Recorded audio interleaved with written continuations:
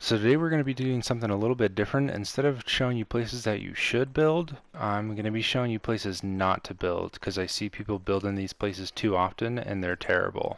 So today we're going to be going over some places on Ragnarok. This first one is next to the canyon. It's at 3539 and it is this giant cave here, and it seems kind of nice, but there is one too many huge entrances. As well, if you're building on official, you're going to have a really hard time closing these off because there's just so many collision points for gates or your tower walls or whatever. It's going to be super easy for people to fob on you in this spot because there's just so much land. They could literally just slap something down like right here.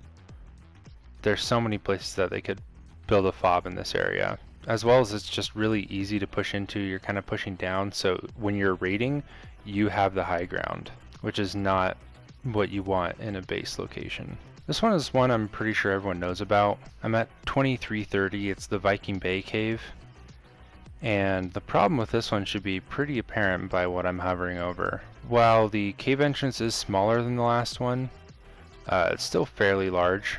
People can raft raid this so ridiculously easy. You can literally bring a raft in all the way from Viking Bay that's fully built and drive it right into here. And then your entire base has this area of water under it. And it's just going to be too easy to use a raft to take all of this down. Okay, this is the next place I'm suggesting you not build. It's at 5958, and I'm sure you've all seen it before. But this place is just terrible. As you can see, there's a giant water entrance. Someone is going to bring an entire raft in here. On top of that, there's like 3 other entrances into this place, and they've all got awkward edges.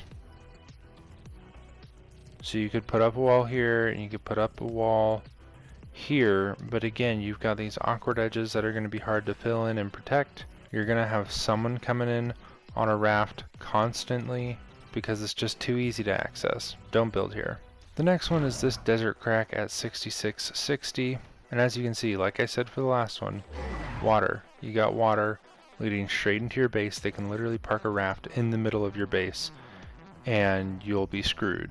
As well as that, it's got 2 entrances, which isn't ideal, but it's alright. Also, this desert crack one right here, this one's fine.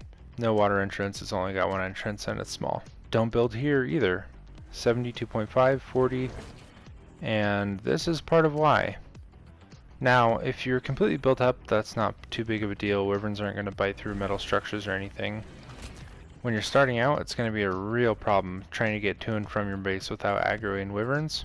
On top of that, cave entrance is just a little awkward. There's this top gap that you're going to have a hard time blocking off. Other than that, it's fairly flat.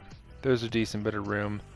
But these large, awkward entrances are going to be your downfall. No one's going to have an issue just popping up a fob anywhere around here, or even pulling up a raft right to this edge.